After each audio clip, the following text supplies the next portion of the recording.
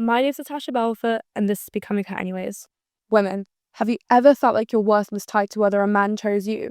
In this episode, we're going to be identifying society's lies to women and debunking them. From birth, throughout our childhood, we are told stories and shown movies about where a woman's happy ending is a man. So, for example, The Sleeping Beauty, Belle and the Beast, Cinderella, Rapunzel, the list is endless.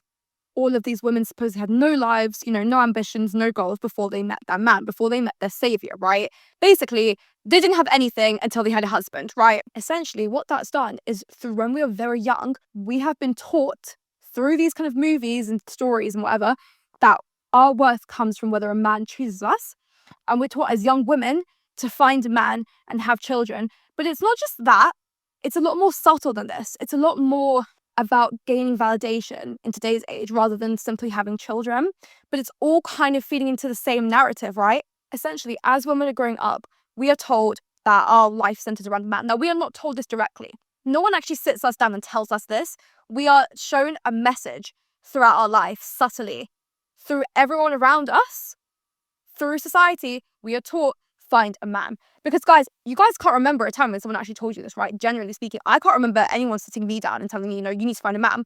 But why was I so obsessed with getting a boyfriend in my teenage years if this wasn't the case? It's because society has put in these little nudges and little cues throughout what we watch, what we read, what we're taught, where essentially women are taught to find someone, and if you don't find someone, if you aren't picked and chosen, then you aren't special. All these movies, not even just the Disney ones, but growing up, the rom-coms, they all show women who are so bored and they don't really have a life before someone picks them. And that's where it's really sad, because you know what men are being taught, guys? When they're growing up, they're being taught to enjoy their youth and have fun while they can. It's a little bit crazy when you think about it, right? Because it's still happening today. If it wasn't for the societal conditioning, I don't think I would have spent my teenage years so obsessed with the idea of this surreal romantic love that they portray. Because guys, it's all a lie, okay? Romantic love, like I've said, it's not surreal. It's not this magical, amazing Hollywood feeling. It's not that. It's simply two people that respect each other and are, emotionally mature and can communicate. Guys, that's what real romance is. Real romance is not, screaming and crying in the rain, right? Real romance is not breaking up for 5 years and then suddenly meeting each other in the supermarket and getting back together and having children. Guys, that's not romance. That's not what it is. Yes, it makes good entertainment for TV, but that's not reality, okay? The first thing that we need to do to rise against this patriarchal structure is to recognize it and start talking about it. Guys, okay, I want to stop teaching young women that their whole worth, their whole life is based off of whether a man picks them. That is what I felt when I was growing up. And it took me until honestly, not that long ago to actually realize, wow, this is crazy. I have believed that my life shouldn't be centered around my goals, but should instead centered be around, whether this particular man wants me. And I should shrink myself to fit into his life. And that is sad. Guys, we cannot be teaching people this. We cannot be teaching women this. It's enough.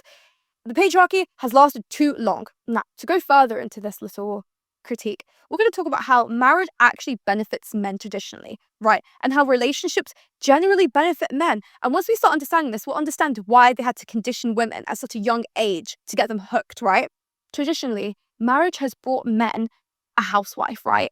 Someone who makes their house a warm, friendly environment, someone who cooks food for them, cleans for them, raises their children for them, and also performs other activities for them, right?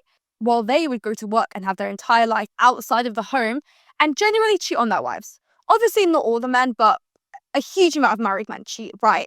Now, do you know the outcome for women of these marriages? A lot of the time, they lose their jobs, right? And not just the fact that they lose them, yes, they quit, but then there's not really any ability for them to get back what they used to have or what they could have had because they've had children. It's been too long, the market has changed, or they're not as experienced or whatever. Basically they can't get back to their jobs to where they could have been, right? They've lost that because they decided to have children. This man, though, he got all his career goals. He's living his life, right? Divorce statistics show that often women take on the most damage financially and emotionally compared to men. Guys, honestly, I'm not saying that marriage is this hoax, okay? But I'm saying that we need to redefine what marriage is and what relationships are and what, women are supposed to be taught about these things. Because at the end of the day, women have been taught for centuries to center their entire lives on the home and on their husbands and their children. And I'm saying that it's wrong. Now, again, I'm not saying that if you want to be a stay-at-home mother and you are fine with not, advancing your career, that's your choice, right? But you have to at least look at, what you've been taught growing up and think, am I choosing this or has this been forced upon me? Like I said, The point of this episode is not to say I hate marriage or that relationships aren't real, that love isn't real. That is not the point. The point is to look closely at what we've been taught since a young age and completely and utterly discard that. And I want to completely redefine what a relationship and a marriage is. To me, any relationship shouldn't entail one person giving up their entire life and another person not doing anything and not sacrificing anything, which is how marriages have been run, right? There is no debating that traditionally men have completely won in marriages, right? I recently saw an interview from Judge Judy, and she talked about how the majority of the women that she's met are smarter than their male counterparts. That's what she said. But they don't go for their career goals. They try to shrink themselves to fit some guy's, life, right? And she talks about how society has taught women to shrink and to find a man and to hold on to that man no matter who he is. And she said this, I think it was like 1999, right? So quite a while ago. I completely agree with her. To this day, women are still taught this, and I'm sick and tired of this narrative. I'm sick and tired of internalizing it. I want to get it out, and I want you guys to realize and critique what society has told us, because just because everyone says it's true doesn't mean that it is, okay? Just because everyone says you need to do one thing doesn't mean that you have to do that thing. Now, there's also the issue of romanticizing struggle. Now, I understand in movies, they break up couples, it's more interesting when they get back together. That's that intensity, the roller coaster of emotions, and that's great, but that's the movies, right? The issue that these movies have, though, is they impact real life. Because as this plot is used over and over again in so many different movies, women start thinking that it's normal. And I know that when I was very young, right, when I had my first breakup, I romanticized this man coming back to me. He was a boy, by the way, not really a man, because, we're both children, technically. But I romanticized over and over in my head, he's going to come back to me and it's going to be better than ever. Now, okay, this man actually did come back to me, right? But it was not better than ever. It was actually worse. And also, I didn't date him, but, when I was in contact with him again, it was nothing like the movie said, okay? Guys, the reason they left your life is because they're awful, right? That's why. However, loving your husband unconditionally is a pressure that women constantly go under, right? You're basically told that you should stay with your man no matter what he does to you. You know how many women are taught that if he cheats on you, it's just sex, it doesn't matter. You should just, let it go, blah, blah, blah. Guys, that is awful. That's not what we should be teaching people. And women are taught to wait, fix, and endure for love. We're taught that it gets worse before it gets better. And that is where it's a big fat lie, okay? That's a lie. Absolutely. The best relationships, you go into it stable and it's smooth sailing throughout. Yes, obviously you have arguments. That's not disputed. Everyone has arguments. But there's a difference between conflict, mindless, insults and, abuse, and actually having an issue and being able to communicate. And guys, relationships are not supposed to be difficult. You're not supposed to be sat in your room wondering, why doesn't he love me? That's not what you're meant to be doing. You're meant to be going out and having a career. If you're sat here thinking, why doesn't he love me? It's because he doesn't love you, and that's it. There's nothing you can do about that, okay? We've spoken about how if a man does not want you, it doesn't mean anything to you, okay? You can't do anything. It's not in your control. Leave him, and that's it. Guys, you know what's also an issue? I understand that, I am simplifying it a bit when I talk about, leaving these kind of men. I understand that it's very difficult. I'm actually going to talk about this in a second. You know what's really interesting about society? Women are taught to attach themselves to men, to create this really strong, amazing romance, right? And women purposefully attach themselves and think that it's love, right? And they make this entire man their personality, their identity, because that's what the world has taught them to do, right? Women have been taught through these little, movies and all these little things, these little hints and reminders that your man is, your world, right? But when he leaves you and that, marriage crumbles, when he cheats on you, when he runs away from you and you can't get over it, society tells you to just move on. Society expects you to detach as fast as you attached, right? And just move on and be fine.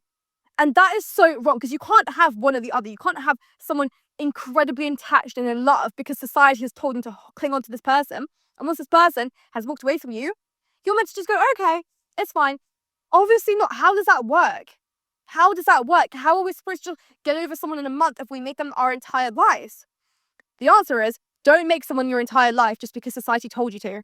What's really interesting is that society allows men to explore freely, experiment, focus on themselves, and women are taught that time is ticking, right? And that they don't have a lot of time. And what if they're not chosen young? And what if they never had children? And also, what if they die alone? This is a threat constantly hanging over women's heads. What if they become a spinster, a Catwoman? All of these misogynistic constructs to try to get people to get married as quickly as possible. It's all oppression, but we just don't understand it. Once we break free and we change the message and we stop telling women, revolve your whole life around men, right? We'll be so much happier. I feel like to this day, there's still this kind of debate about like, oh, you can either be a career woman, which means that you're cold-hearted and that you only care about your job and that you're lonely, right? And that you have no husband, or you're a devoted wife. But actually, in my theory, right, we can have both. I saw something recently that said that women that focus on their careers in their 20s, right? And when they get into relationships in their 30s, those relationships are more likely to stay because they've already established an identity. They've already achieved what they want to do and they have an identity outside that relationship. And so they don't feel insecure compared to this man, right? Guys, like, honestly, we are being lied to for the sake of men. Because who is benefiting from us completely ignoring our boundaries, disrespecting ourselves, shrinking ourselves to fit into their little box, right?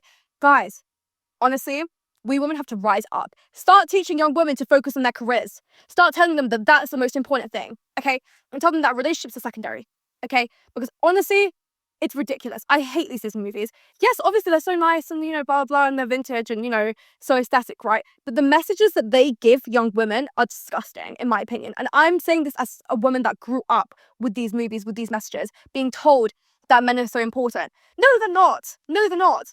You know what? Men value women who actually have identities outside of themselves. And I understand that that's a bit of a contradiction because obviously, the patriarchy doesn't want that.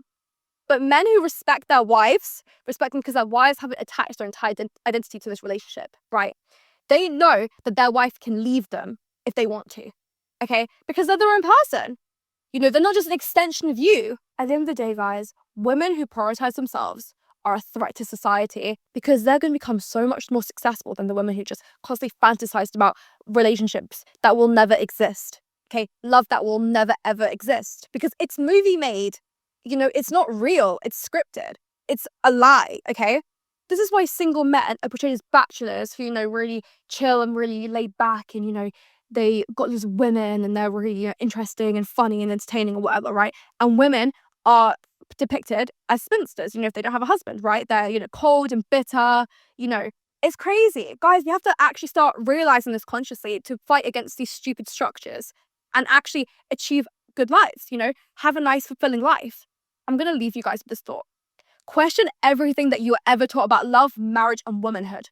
You are not here to be chosen. Think about what you want. Are you choosing a bad, horrible man because you're being told by society that if you're single, you're worth nothing and that, you have no life purpose? Get an education, work on your career, and leave that horrible man alone, okay? Because he doesn't love you, okay? If you're literally picturing this and you're picturing a man that doesn't really love you, deep down you kind of know like he's not doing anything for me, I'm doing more for him, leave that man, okay? Your purpose is not to make yourself small enough to fit inside a man's ego, okay?